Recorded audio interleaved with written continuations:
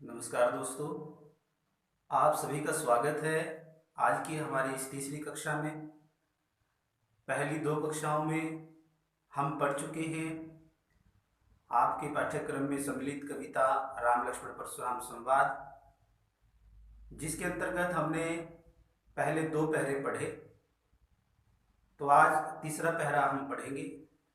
तीसरा पहरा पढ़ने से पूर्व दूसरे पहरे की अंतिम पंक्ति एक बार सुनिए। परशुराम जी लक्ष्मण जी को कहते हैं कि मातु पिता ही जनी सोच बस, करसी महिष किशोर, गर्भा के अर्भक दलन, परसु मोर अति घोर।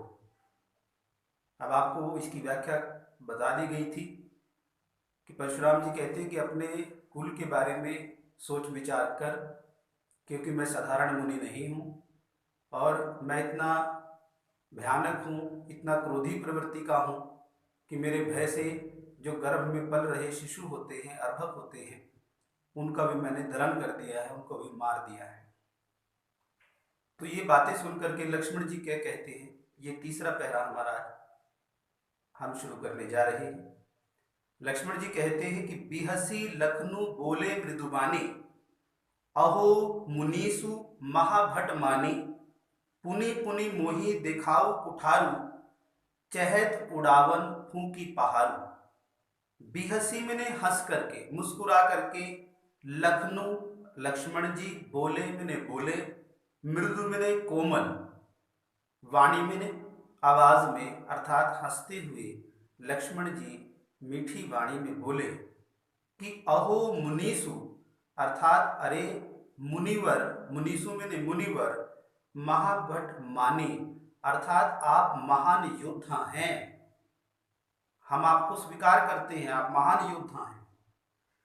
पुनि पुनि मोही दिखाओ कुठारू, लेकिन फिर भी आप बार बार, पुनि पुनि मैंने बार बार, मोही मैंने मुझे, दिखाओ मैंने दिखा रहे हो, कुठारू मैंने कुल्हाड़ा, अर्थात आप मुझे बार बार कुल्हाड़ा दिखा रहे हो। चहत उड़ावन फूकी पहाड़ू, और मुझे ऐसा प्रतीत हो रहा है, मुझे ऐसा लग रहा है कि चहत चाहते हैं, उड़ावन मैंने उड़ाना, फूकी मैंने फूंक से, पहाड़ू मैंने पहाड़ को, और मुझे ऐसा प्रतीत हो रहा है मानो आप फूंक मार करके पहाड़ को उड़ाना चाहते हैं, जबकि ऐसा नहीं है। हम इतने कोमल नहीं है कि आप जो है, आपके डराने से हम डर जाएंगे, लेकिन मुझे आपकी बातों से लग रहा है, प्रतीत हो रहा है कि आप जो है ये सोच रहे हैं कि मैं फूंक मार करके एक पहाड़ को उड़ा दूं। इहा कुमड़ बतिया को नाही, लक्ष्मण जी कह रहे हैं इहा, इहा मैंने यहाँ पर, कुम्हड़ बतिया, कुम्हड़ बतिया का मतलब होता है छुई मुई का जो फूल होता है। छुई मुई फूल की विशेषता होती है, जब उसको कोई स्पर्श कर ले तो वह मुरझा जाता है। तो उसी प्रकार से लक्ष्मण जी ये बात कह रहे हैं कि यहाँ पर छुई मुई के फूल की तरह कोई यहाँ पर नहीं है, अर्थात हम छुई मुई के फूल के समान नहीं है। को नहीं, कोई नहीं है, जे तर्जनी देखी डर जाए। तर्जनी अर्थात ये वाली उंगली, तर्जनी ये उंगली जब लड़ाई की जाती है तो आपने देखा होगा लड़ते समय बच्चे भी और बड़े भी इस उंगली का प्रयोग करते हैं, वो दिखाते हैं कि मैं आपको देख लूंगा। इस प्रकार से परशुराम जो है तर्जनी दिखा दिखा करके लक्ष्मण से बातें करता है, उसको डराने का प्रयास करता है। तो लक्ष्मण जी कहते हैं कि यहाँ पर कोई कुमड़ बतिया नहीं है जो तुम्हारी ये तर्जनी देख करके डर जाए या मर जाए, कि तुम्हारी इस तर्जनी को देख करके वो मृत्यु को प्राप्त हो जाए, यहाँ पर ऐसा कोई नहीं है। देखी कुठारू सरासन बाना, मैं कछु कहा सहित अभिमाना।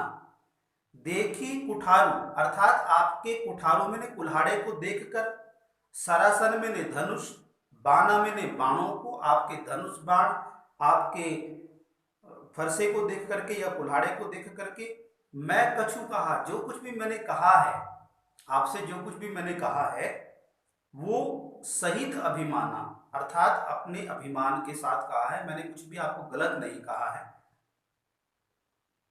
भृगुसुत समझी जनेऊ बिलोकी, जो कछु कहूं सहु रिस रोकी, भृगु सुत समुझी जनेऊ बिलोकी।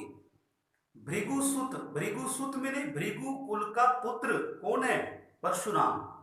कि आप भृगु कुल के पुत्र हैं, उस वंश के जो है आप पुत्र हैं, इसलिए मैंने वो पुत्र समझ करके, और जनेऊ बिलोकी, जनेऊ होता है जो ब्राह्मण लोग धारण करते हैं, उसको जनेऊ कहा जाता है, और यज्ञोपवीत के द्वारा वो धारण करवाया जाता है, ब्राह्मणों में ये प्रथा है। तो वो कहता है कि मैंने आपका ये जनेऊ देख लिया है। जो कछु कहूं सहु रिस रोकी, जो कुछ भी आपने कहा, जो कुछ भी आपने कहा, सहु रिस रोकी, मैंने उसको सहन किया है। रिस मैंने क्रोध रोक करके मैंने उसको सुना है, उसको सहन किया है। क्यों सहन किया है? क्योंकि वो भृगु कुल के सेतु है, और क्या है, जनेऊ धारी है, अर्थात ब्राह्मण है, इसलिए उसने सब बातों को परशुराम जी की सुना। अब क्यों सुना है वो भी लक्ष्मण जी यहां पर स्पष्ट करते हैं। वो कहते हैं कि सुर महिसुर हरिजन अरुगाई। सुर अर्थात देवता, महिसुर, मही मैंने आपको पहले भी बताया, मही का मतलब होता है पृथ्वी, और सुर का मतलब होता है देवता, अर्थात पृथ्वी के जो देवता हैं उनको, वो कौन है, किसको माना जाता है? ब्राह्मणों को। देवताओं पर, ब्राह्मणों पर, हरिजन अर्थात जो हरि के जन है, जो भक्त लोग हैं, अरु मैंने और, गाय मैंने गायों पर, हमरे कुल इन्ह पर न सुराई, अर्थात हमरे कुल, हमारे कुल में, इन्ह पर, इन पर, किस किस पर?